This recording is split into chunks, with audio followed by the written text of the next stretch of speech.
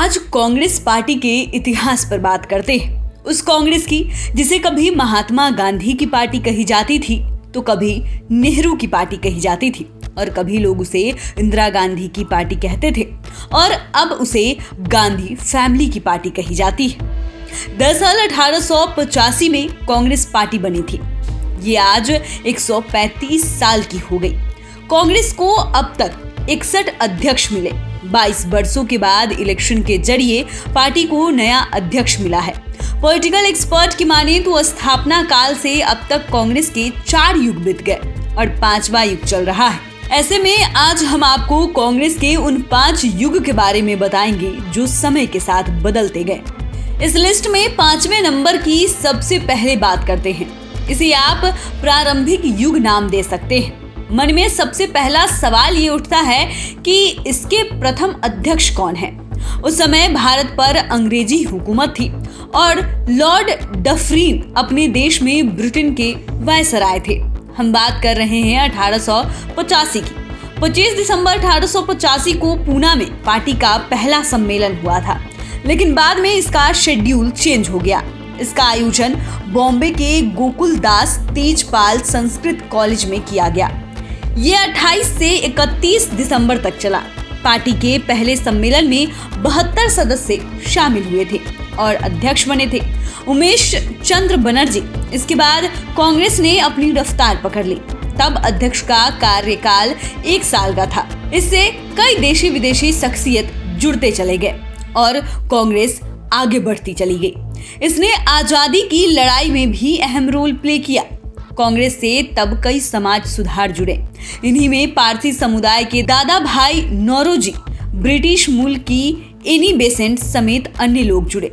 बता दें कि एनी बेसेंट कांग्रेस की पहली महिला अध्यक्ष रही थी और प्रारंभिक युग को जलियांवाला कांड तक माना जाता है और 1919 में पंडित जवाहरलाल नेहरू के पिता मोतीलाल नेहरू अध्यक्ष बने थे।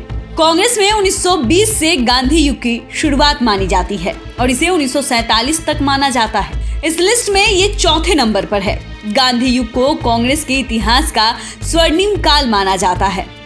इस पीरियड में जो भी अध्यक्ष बने उस पर महात्मा गांधी का प्रभाव साफ दिखा। दरअसल महात्मा गांधी साल 1915 में अफ्रीका से लौटकर भारत आ गए थे। इसके बाद से ही देश में उनका प्रभाव दिखने लगा था।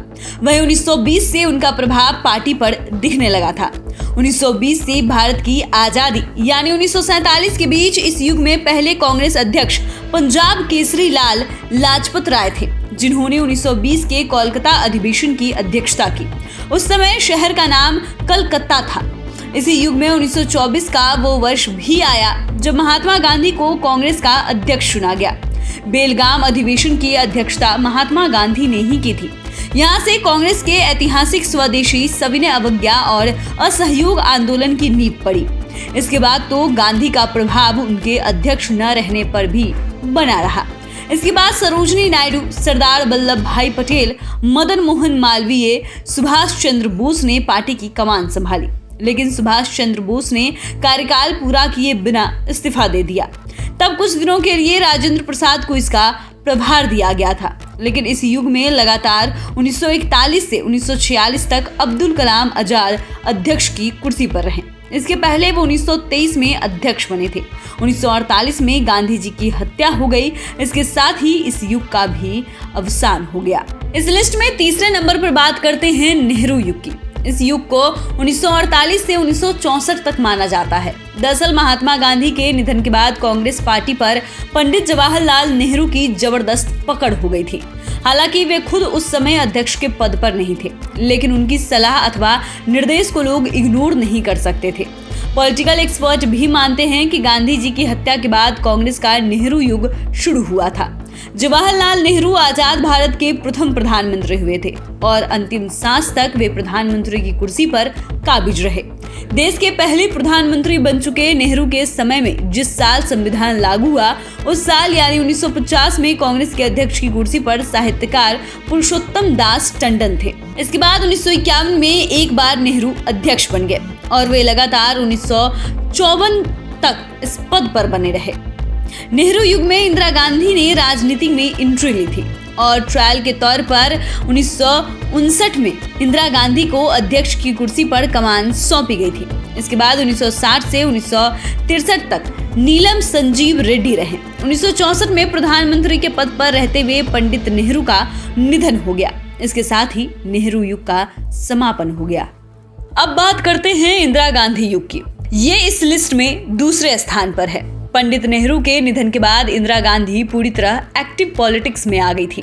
हालांकि नेहरू के निधन के साल 1964 में कामराज कांग्रेस के अध्यक्ष बने और इसके बाद वे लगातार 1967 तक रहे। वे उस समय के किंग मेकर कहे जाते थे। कहा जाता है कि उन्हीं के इशारों पर राज्यों में कांग्रेस के मुख्यमंत्री बनते और हटते थे। कांग्रेस में इंदिरा गांधी युग की शुरुआत 1966 में हुई। दरअसल उनका युग लाल बहादुर शास्त्री के निधन के बाद शुरू हुआ। 1966 में पहली बार देश को पहली महिला प्रधानमंत्री के रूप में इंदिरा गांधी मिली। कामराज के साथ उनका सत्ता संघर्ष काफी चर्चित था।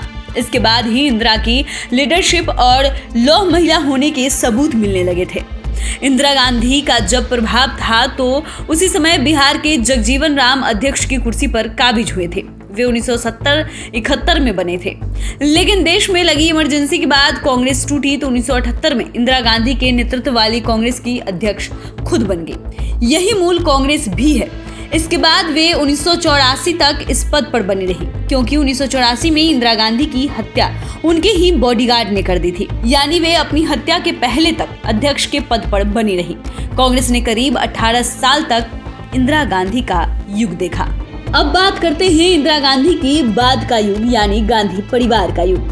और ये युग इस लिस्ट में पहले नंबर पर है। इस युग में लगातार 20 वर्षों तक सोनिया गांधी अध्यक्ष के पद पर रही और लगभग 22 वर्षों के बाद अध्यक्ष का चुनाव लोकतांत्रिक पद्धति से हुई और इसमें मल्लिकार्जुन खड़गे निर्वाचित हुए हैं। हालांकि कहा जा रहा है कि इसमें भी गांधी परिवार का सपोर्ट है।